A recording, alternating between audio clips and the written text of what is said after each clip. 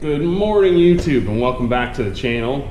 This is Ben here in the OG shop again, working on some winter projects. As you can see, I've got the Black Zenith here, torn apart still. If you were watching recent video I posted on updates with the intake system on this R8 project that we were recently acquired, then you know that this car is kind of taking a sideline until I get this R8 finished. And that's what I'm here to talk to you more about today, is what are we doing next on the R8. As you know, we are finished now with the intake system, and that has been removed. We're at the shop now, at the new shop, working on building jigs so that if all goes well, which we anticipate with the performance of this new design, that we'll be able to reproduce it and sell it to anyone that has interest in buying it.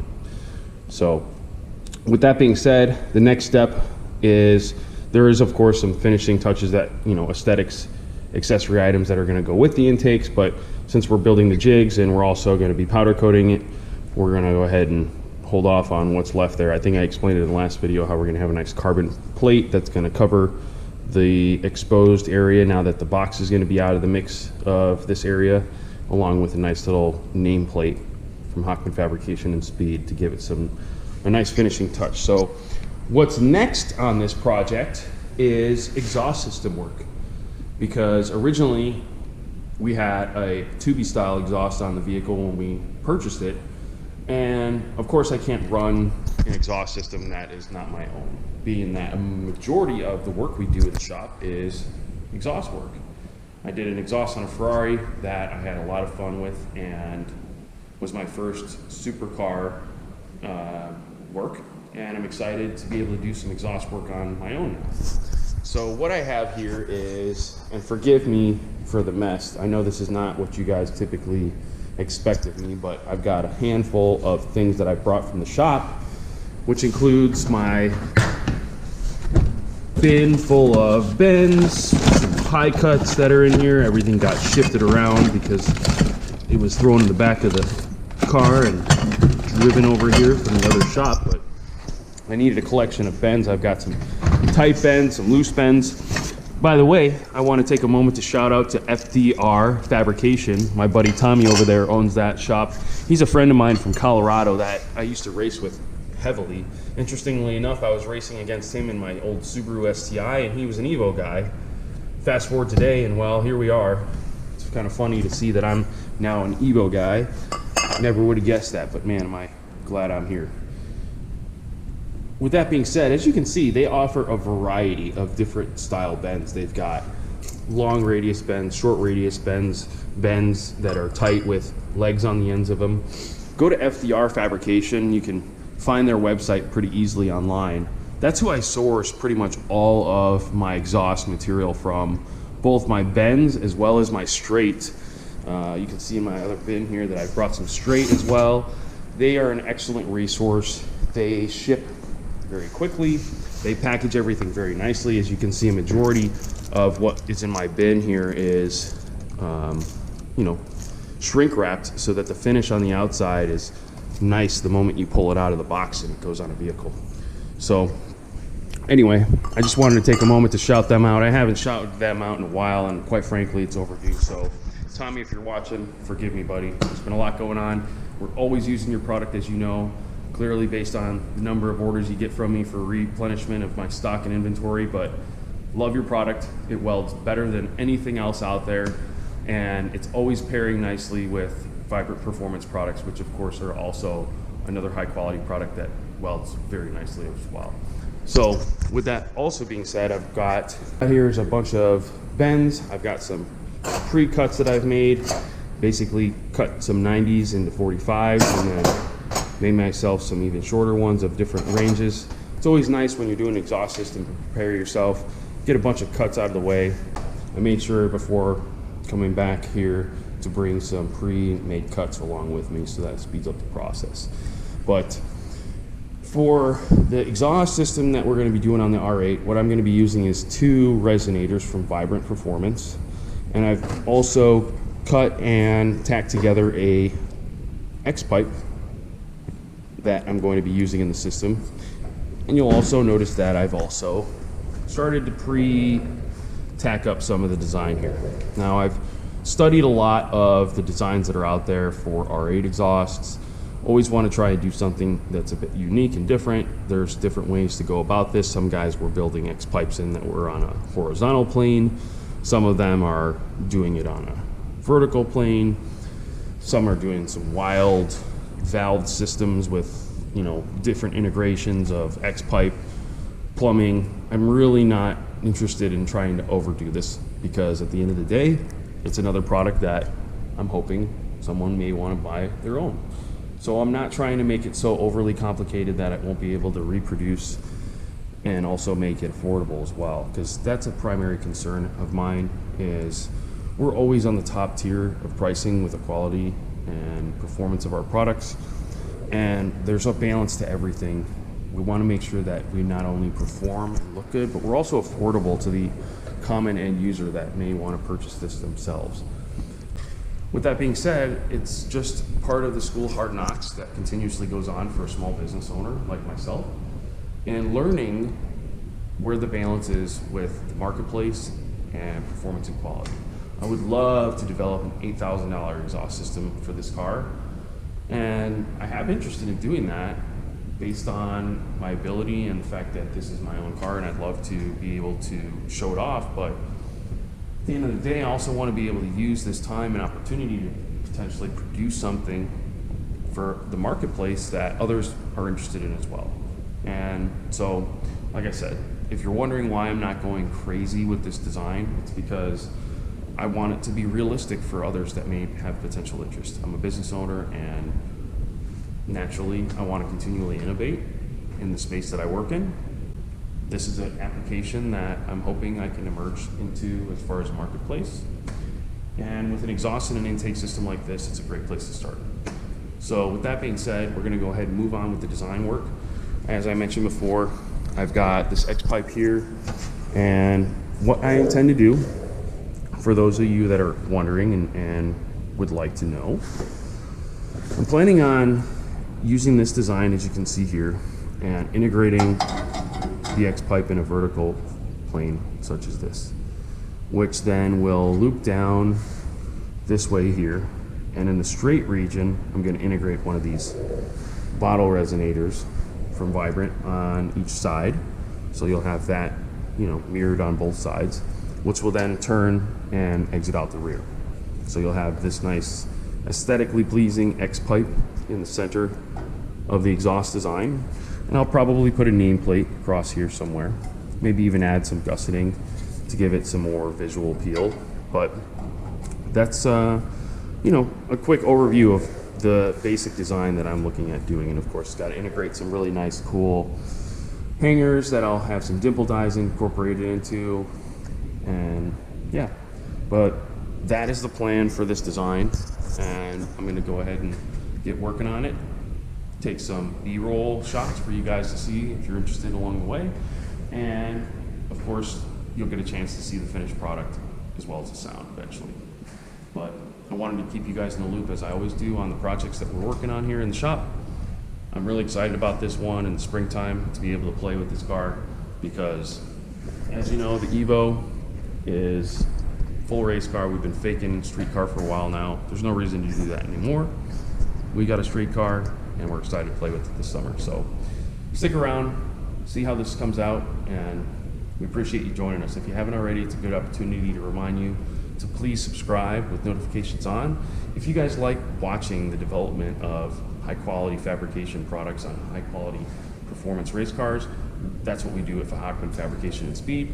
We build high quality race cars and components that look as good as they perform. And if you have a project of your own that you'd like for us to work with you on, feel free to reach out to us at the shop. You can find us on Google very easily. You can message us on Facebook, Instagram, and look forward to working with some more of you guys out there that are watching. But with that being said, let's go ahead and get started on the R8 and put this exhaust together. What do you say?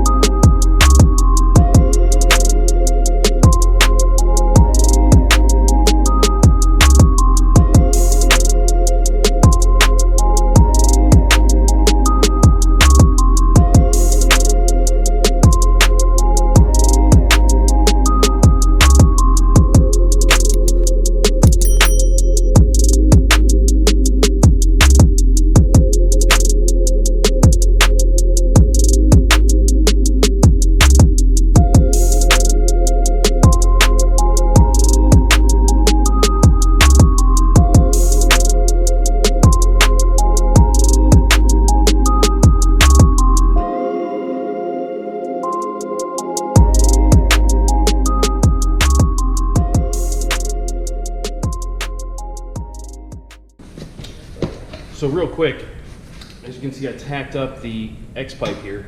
Oop, the weight of it's moving around on that flex joint. I'm realizing, trying to bring the other side together, that it's not in its center point. So I've got to figure out where the center is on the chassis so that I know where I need to have the center of the X pipe. That way it's not pulling in on the ends of the V-bands. So what I'm doing, I'm going to go ahead and measure across from the frame rails here. And it looks like it's 37¼ of an inch, which means that 18 inches, 18.6 is essentially the middle point. And I'm going to go ahead and mark it here with a permanent marker on this little aluminum, what appears to be transmission line.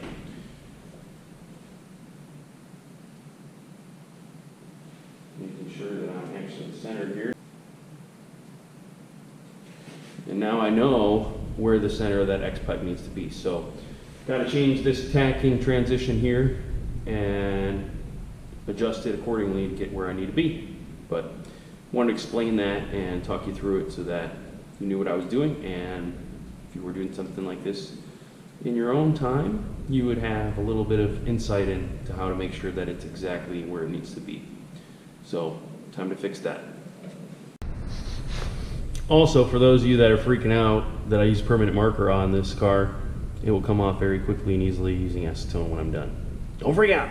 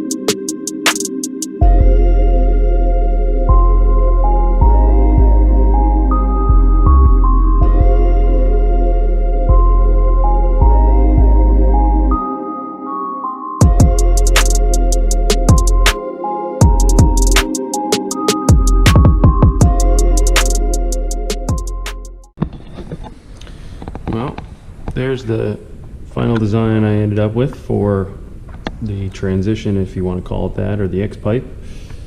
I took a little bit of time to make sure that everything was perfectly balanced.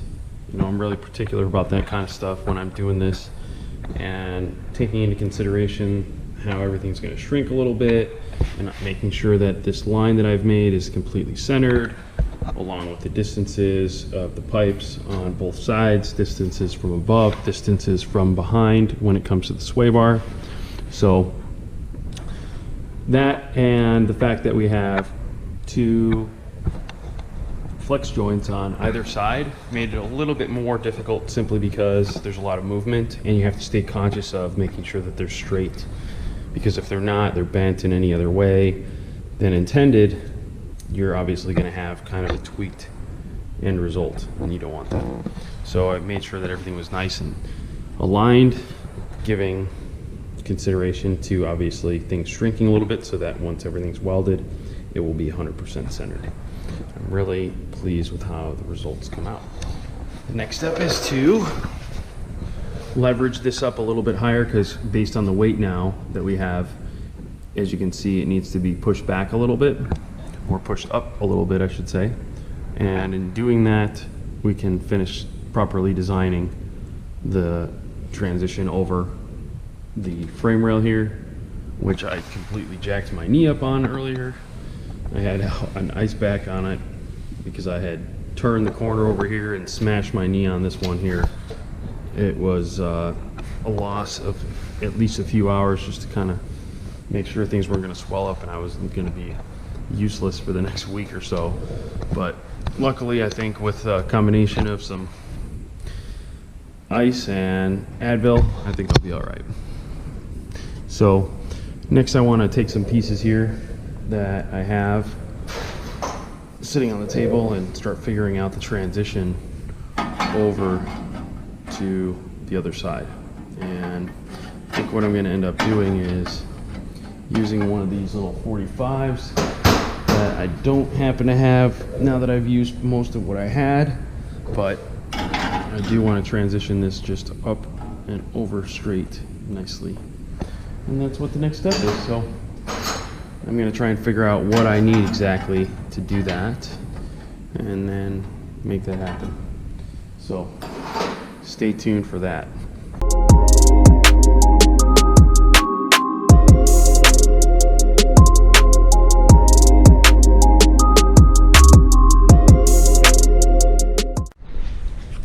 Okay, so now we are back in the newer shop, and the reason being is back at the house I've only got one tank and the regulator is not a dual regulator, so in order to properly weld this I need to back purge, and I have all the proper stuff here at the shop, which isn't far from the other shop, but nonetheless I've removed it and brought it here so that I can properly back purge it. I am upset with myself because I actually forgot my 3.5-inch clamps that I need for the V-bands. So I won't be welding the V-bands, but I am going to go ahead and just get this stuff all knocked out for now because I want to make progress. It's the weekend and this is when I get an opportunity to work on this stuff aside from customer work. And yeah, so I'm going to go ahead and plug this all up, start welding on everything else that's tacked up with the exception of the V-bands. And if you're wondering where the resonators are, I went ahead and broke those off and removed them because on the opposite end of those is where we're going to have a slip joint so that we can really have a nice adjustable tip on this setup. So to give you an idea of what I mean, this will be welded on here eventually, and then I've created some grooves in here which I still need to clean up a little bit. But those will clamp down, allow the material to clamp down on the tips that will slide in there. So that's what I'm working on, and that's what we're doing here.